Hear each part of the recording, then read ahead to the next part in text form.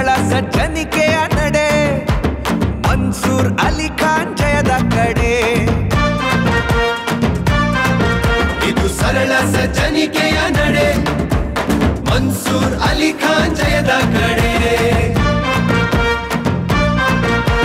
ಭೇದವಿಲ್ಲ ವಿಭಿನ್ನ ಭಾವವಿಲ್ಲ ತಾರತಮ್ಯದ ಮಾತೇ ಇಲ್ಲ ಸಂವಿಧಾನವೇ ಶ್ರೇಷ್ಠ ದೇಶಕ್ಕೆಲ್ಲ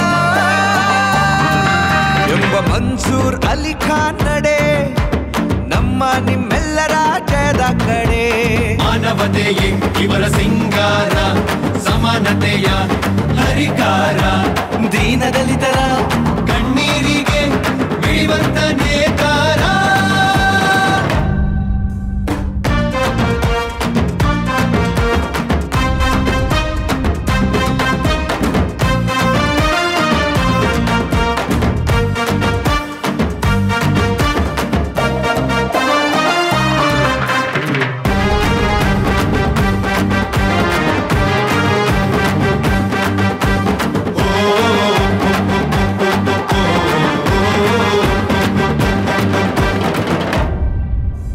ಸರ್ವರು ಸಮಾನರು ನಮ್ಮ ಭಾರತದ ಜನರು ರಾಷ್ಟ್ರ ಪ್ರೇಮವ ಮೈಮನದಿ ತುಂಬಿಕೊಂಡವರು ಪ್ರೀತಿ ಸಹಬಾಳ್ವೆ ಸಹೋದರತೆ ಮೇಳೈಸಿದ ರಾಗ ದ್ವೇಷ ಸೋಕದೆ ಎಲ್ಲರ ಪೊರೆಬವರು ಮನ್ಸೂರ್ ಅಲಿ ಖಾನ್ ನಡೆ ಜನಸಾಮಾನ್ಯರ ಜಯದ ಕಡೆ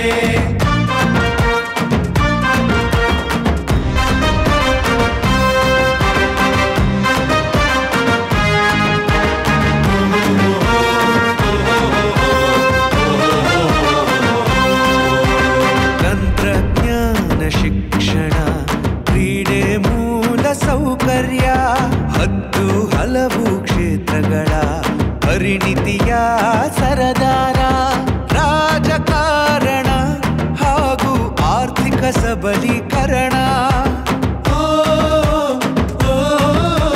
ಜನಸಾಮಾನ್ಯರ ಬದುಕು ಹಸನಾಗಿಸುವ ಕಲ್ಪನೆ ಮನ್ಸೂರ್ ಅಲಿ ಖಾನ್ ನಡೆ ಜನಸಾಮಾನ್ಯರ ಜಯದ ಕಡೆ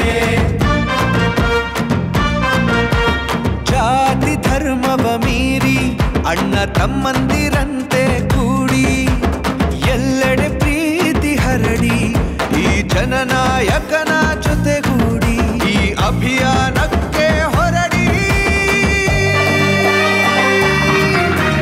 ಮಾನವತೆಯೇ ಇವರ ಸಿಂಗಾರ ಸಮಾನತೆಯ ಹರಿಕಾರ ದೀನದಲಿತರ ಕಣ್ಣೀರಿಗೆ ಬಿಳಿವಂತ ನೇತಾರ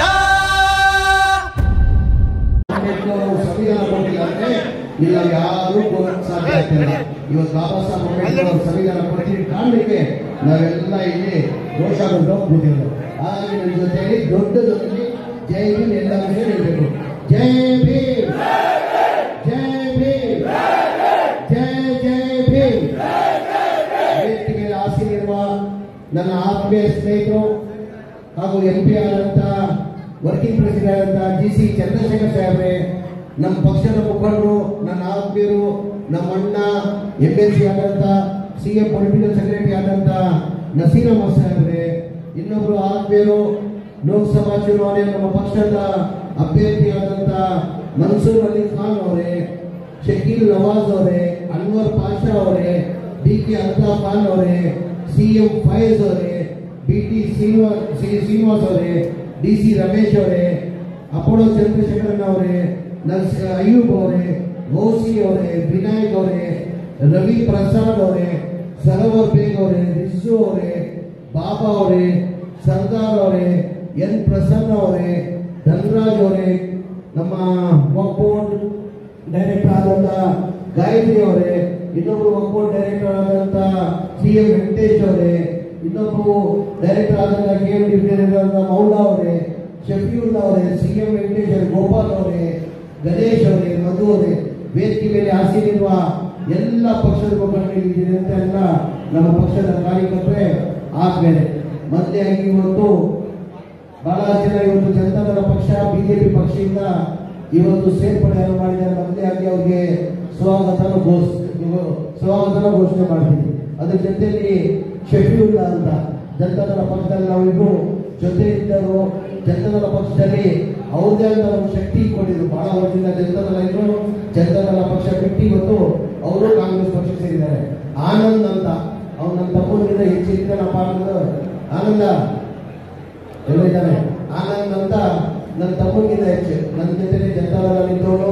ನನ್ನ ಜನತಾದಳ ಬಿಟ್ಟರು ಅವ್ರದ್ದು ದೇವೇಗೌಡರ ಸಂಬಂಧದಲ್ಲಿ ಅವ್ರು ಜನತಾದಳ ಬಿಟ್ಟಿರಲಿಲ್ಲ. ಇವತ್ತು ಅವರು ಜನತಾದಳ ಪಕ್ಷ ಬಿಟ್ಟು ಇವತ್ತು ನನ್ನ ಜೊತೆ ನನ್ನ ತಮ್ಮ ನಮ್ಮ ಪಕ್ಷಕ್ಕೆ ಇವತ್ತು ಸೇರಿದ್ದಾರೆ. ಅದರಲ್ಲಿ ಶಂಭು ಅಂತ ನನ್ನ ಆತ್ಮೀಯ ಇವನು ರಿಲೇಷನ್ ಆಗಬೇಕು. ಶಂಭು ಅವರು ಇವತ್ತು ಜನತಾದಳ ಪಕ್ಷ ಬಿಟ್ಟು ಅವರು ಇವತ್ತು ನಮ್ಮ ಪಕ್ಷಕ್ಕೆ ಸೇರಿದ್ದಾರೆ.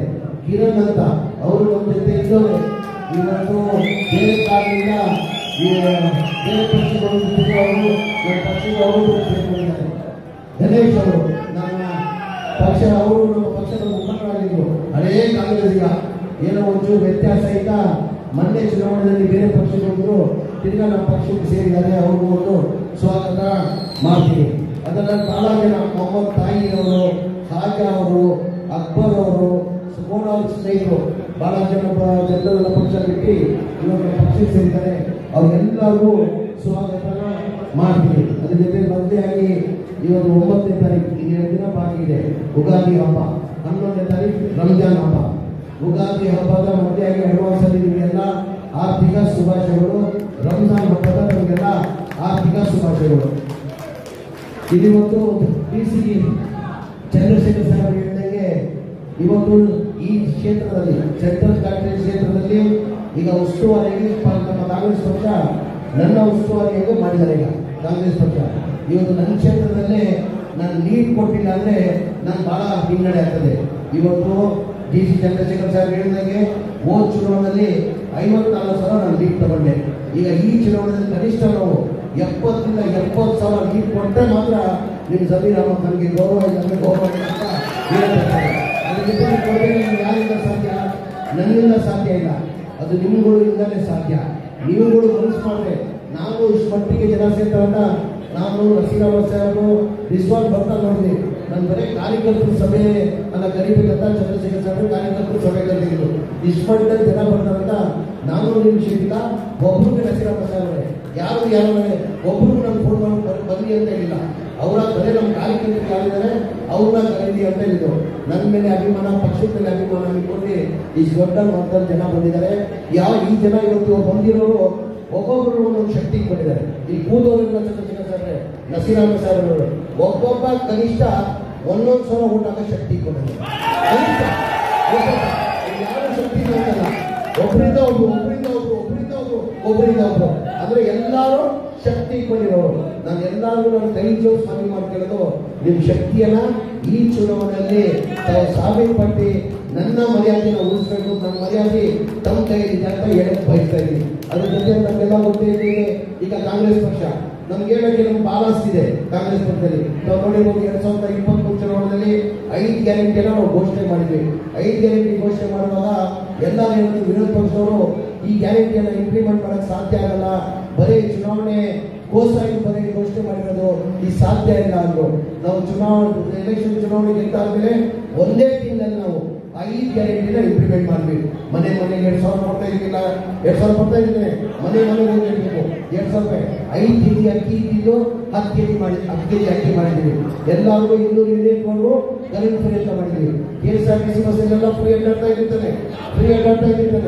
ಅದ್ರ ಜೊತೆಯಲ್ಲಿ ಡಿಪ್ಲೊಮಾ ಹೋಗೋದೇನಲ್ಲ 3,000 ರೂಪಾಯಿ ಕೊಡೋದನ್ನ ತೀರ್ಮಾನ ಮಾಡಿ ಆಲ್ರೆಡಿ ನಾವು ಇಂಪ್ಲಿಮೆಂಟ್ ಮಾಡಿದ್ದೀವಿ. ಇವತ್ತು ನಾಯಕರಾದಂಥ ರಾಹುಲ್ ಗಾಂಧಿ ಅವರು, ಮಲ್ಲಿಕಾರ್ಜುನ ಖರ್ಗೆ ಅವರು, ಸೋನಿಯಾ ಗಾಂಧಿ ಅವರು ಅಲ್ಲಿ ಒಂದು ಕೇಂದ್ರ ಸರ್ಕಾರದಲ್ಲಿ ಒಂದು 5 ಗ್ಯಾರಂಟಿಯನ್ನ ಘೋಷಣೆ ಮಾಡಿದ್ದಾರೆ. ಯಾವುದನ್ನ 5 ಗ್ಯಾರಂಟಿ ದಯಮಾಡಿ ಕೇಳಬೇಕು, ನೀವು ಮನೆ ತಿಳಿಸಬೇಕು. ನಾವು 2,000 ರೂಪಾಯಿ ಕೊಡೋದನ್ನ ತೀರ್ಮಾನ ಮಾಡಿದ್ದೀವಿ. ಈಗ ಕೇಂದ್ರ ಸರ್ಕಾರ ಏನ್ ಮಾಡಿದ್ದಾರೆ, 8,000 ರೂಪಾಯಿ ತಿಂಗಳು ಕೊಡೋದಾದ್ರೆ ವರ್ಷಕ್ಕೆ 1 ಲಕ್ಷ. 1 ಲಕ್ಷ ಅಂದ್ರೆ ಪ್ರತಿ ತಿಂಗಳಿಗೆ 8,000 ಆಗ್ತದೆ. ಎಷ್ಟು?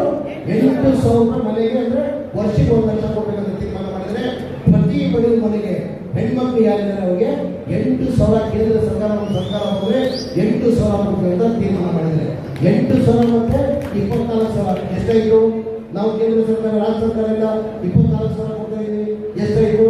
10,000 ಪ್ರತಿ ತಿಂಗಳಿಗೆ 10,000 ಒಂದು ಮನೆಗೆ. ಬೇಕೋ ಬೇಡ? ಬೇಕೋ ಬೇಡ? ಯಾರು ಕೊಡಬೇಕು? ನೀವು ಮನೆ ಮನೆಗೆ ಹೋಗಿ ಹೇಳ್ಬೇಕು ನೋಡಿ, ನಿಮ್ಮ ಕೇಂದ್ರ ಸರ್ಕಾರದಲ್ಲಿ ನಮ್ಮ MP ಆಗಿ ಬಂದ್ರೆ, ನಮ್ಮ ಸರ್ಕಾರ ಬಂದ್ರೆ ಬಡವ್ರ ಮನೆಗೆ 10,000 ಕೊಡ್ತಾರೆ.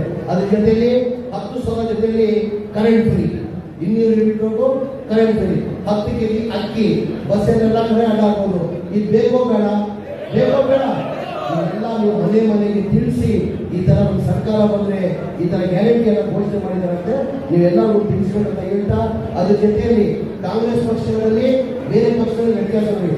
ಕಾಂಗ್ರೆಸ್ ಪಕ್ಷ ನಾವು ಇತಿಹಾಸ ಮಾಡಿ ಚುನಾವಣೆ ಯಾವಾಗ ಕಾಂಗ್ರೆಸ್ ಪಕ್ಷ ಚುನಾವಣೆ ಬರ್ತದೆ ಪ್ರಚಾರ ಹೋದ್ರೆ ನಮ್ಮ ಸಾಧನೆಯನ್ನ ತೋರಿಸಿ ನಾವು ಮತ ಗೆಲ್ತೀವಿ. ನಾವೇನ್ ಮಾಡಿದೀವಿ, ಇನ್ನು ಮುಂದೆ ಏನ್ ಮಾಡ್ಬೇಕಂತ ಇಲ್ಲ ಅಂತ ನಮ್ಮ ಸಾಧನೆಯನ್ನ ತೋರಿಸಿ ಮತ ಗೆಲ್ತೀವಿ. ಬಿಜೆಪಿ ಅವರಲ್ಲ ಹಿಂದೂ ಮುಸಲ್ಮಾನ್ ಅವ್ರ ಸಾಧ್ಯ ಏನಿಲ್ಲ, 0. ನಾವು ಚುನಾವಣೆ ಟೈಮಲ್ಲಿ 5 ಗ್ಯಾರಂಟಿಯನ್ನ ಸ್ವಲ್ಪ ಸೌಂಡ್ ಕೊಡಬೇಕು. ಅದಕ್ಕೆ ಮುಂಚೆ ಹೇಳೋದು ಇವನ್ನೆಲ್ಲ ಮೈಂಡ್ ಸರಿ ಇಲ್ಲ. 5 ಗ್ಯಾರಂಟಿಯನ್ನ ನಾವು ಘೋಷಣೆ ಮಾಡಿದ್ವಿ. ಇನ್ನೊಂದು 6ನೇ ಗ್ಯಾರಂಟಿ ನಾನು ಭಾವಿಸ್ತಾ ಇದ್ದೀನಿ. ಅದು ಯಾರು 6ನೇ ಗ್ಯಾರಂಟಿ ಅಂತ ಹೇಳಿದ್ರೆ ನಾವು ಘೋಷಣೆ ಮಾಡಿಲ್ಲ. ಅಂದ್ರೆ ಬಿಜೆಪಿ ಪಕ್ಷಕ್ಕೆ ಕಾಂಗ್ರೆಸ್ ಪಕ್ಷಕ್ಕೆ ವ್ಯತ್ಯಾಸ ಎಷ್ಟಿದೆ ಅಂತ ನೀವು ನೋಡ್ಬೇಕಾಗ್ತದೆ. ನಾವು ಘೋಷಣೆ ಮಾಡಿಲ್ಲ. ನಮ್ಮ ಸರ್ಕಾರ ಬಂದಾದ್ಮೇಲೆ ಮಾನ್ಯ ನಮ್ಮ ಮುಖ್ಯಮಂತ್ರಿ ಆದಂತ ಸಿದ್ದರಾಮಯ್ಯ ಅವರು, DK ಶಿವಕುಮಾರ್ ಅವರು, ಮಲ್ಲಿಕಾರ್ಜುನ ಖರ್ಗೆ ಅವರು, ರಾಹುಲ್ ಗಾಂಧಿ ಅವರು नहीं, आप देखे होंगे जैसे ही हमारे पार्टी से मंसूर अली खान का जब अनाउंस हुआ कैंडिडेट करके, आप चामराजपेट क्षेत्र में देखे होंगे, आवाम का जोश देखे होंगे। वजह इसकी क्या है? मंसूर अली खान एक नौजवान है, उसके साथ में एक एजुकेटेड पर्सन है, एक आवाम एक उम्मीद रखे, एक मंसूर अली खान को जिताना करके आज आवाम का जोश देखे होंगे। हमने सिर्फ इधर वर्कर्स मीटिंग बुलाया था, इतने बड़े पैमाने में आदमी आता करके सोचा नहीं, मतलब वॉलंटरी, वो भी रमजान का महीना रह के और धूप का वक्त, इतना धूप होने के बावजूद भी इतने बड़े पैमाने में आवाम में मतलब मेरे को देखे ताजवा। इस बार मैं 100% मैं यकीन रखता हूँ कि इस बार मेरे को जो 50 पर 4,000 लीड मिला था, आज कम से कम 70,000 लीड मिलेगा मंसूर अली। पिछले इलेक्शन के हारने की वजह वोटिंग फीसद नहीं, पिछले इलेक्शन में हमारे अरशद रिजवान कैंडिडेट थे, 70,000 से हमारे हार हुए। अगर 35,000 भी अगर वोट लेते तो अरशद रिजवान की जीत होती थी। वजह इसकी क्या हो गया? खासकर माइनॉरिटी के अंदर परसेंटेज कम होता है, पोलिंग का परसेंटेज। जैसा कि गई बार पिछली बार जो है ना, परसेंटेज जो है माइनॉरिटी का खाली 48% हुआ। अगर 20% भी अगर बढ़ के परसेंटेज अगर होता तो रिजवान यहाँ MP होकर रहता था। आज मैं आपके माध्यम मुखांतरा मेरी आवाम से एक आजीजाना गुजारिश करता हूँ, आपका वोट बहुत कीमती है, बहुत मायने रखता है। एक वोट की वजह से आपका हार भी हो सकती है, एक वोट से जीत भी हो सकती है। इस वजह से मैं आपके माध्यम मुखांतरा मेरी आवाम से एक आजीजाना गुजारिश करता हूँ, 5 साल में आपको 2 मौके मिलते हैं बड़े इलेक्शन, एक MLA इलेक्शन, एक MP इलेक्शन में बड़ी तादाद में आप आके वोट करना करके माध्यम मुखांतरा में गुजारिश करूँ। आखिर में क्या बात कहेंगे सर? बड़ी ताकत आपको यहाँ पर मिलती हुई दिखाई दे रही है चामराजपेट असेंबली हल्के में।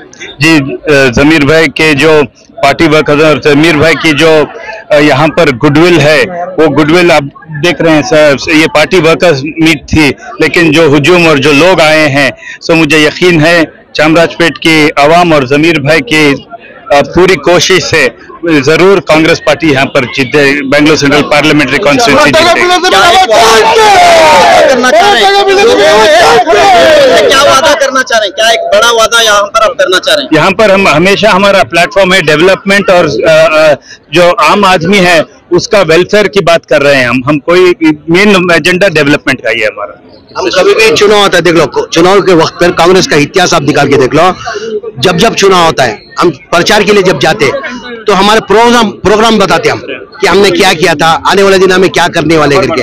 ऐसा नहीं कि बीजेपी जैसा हिंदू मुसलमान उनका कोई डेवलपमेंट वर्क है ही नहीं, सिर्फ हिंदू मुसलमान के ऊपर वोट ले रहे वो लोग। हमारा कांग्रेस का इतिहास निकाल के देखो, जब चुनाव आया हमारे प्रोग्राम बता के हम वोट लेते। जब पिछली गवर्नमेंट में हम थे, हम फलाना किए थे, आने वाली गवर्नमेंट हमारी आएगी तो हम फलाना करने वाले करके दिखा के हम वोट मांगते। अभी देखिए ना, आप हमारा 5 गारंटी 2023 के अंदर हमने 5 गारंटी अनाउंस किया था। अपोजिशन वालों ने क्या कहा था, ये इम्पॉसिबल है, इसको इम्प्लीमेंट करने को नहीं होता है, क्योंकि इसको इम्प्लीमेंट करना तो कम से कम 50,000 करोड़ चाहिए। तो हमने जैसा हमारी हुकूमत बनी 1 महीने के अंदर हमने इम्प्लीमेंट किया। अभी घर घर 2000 जा रहा है, 200 यूनिट तक करंट फ्री है, 10 किलो चावल मिल रहा है, हर औरत मेरी बहन बस में फ्री घूम रही है। अभी हम सेंट्रल गवर्नमेंट अगर हमारी हुकूमत आएंगी तो हमारे राहुल गांधी ने अनाउंस किया है कि 1 लाख रुपए एक महिला को दिया जाएगा। 1 लाख मतलब कितना हो गया? महीने का 8000 हो गया, महीने का 8000। हम स्टेट गवर्नमेंट से 2000 दे रहे हैं, 10,000 हर घर को 10,000 रुपए मिलेगा। उसके साथ में 10 किलो चावल फ्री मिलेगा, करंट फ्री मिलेगा, बस में घूमने को फ्री मिलेगा। और क्या चाहिए गरीब को? गरीब मांगता है क्या है? रोटी, कपड़ा और मकान। वो एक ही है, कांग्रेस पार्टी एक ही है, ये तीनों चीज देने वाली है। सर आखिर में मंसूर अली खान के खिलाफ जो कैंडिडेट है वो हैट्रिक एमपी है पीसी मोहन, तो क्या कहना चाहिए? इस बार पब्लिक बदलाव चाह रही है, चेंज चाह रही है। जो पीसी मोहन थे 3 बार नो 3 बार एमपी हो चुके, मगर कुछ तो करना चाहिए था ना। जो उम्मीद थी वो उम्मीद के हिसाब से कुछ नहीं किए, तो पब्लिक के अंदर तो they want change. Thank you.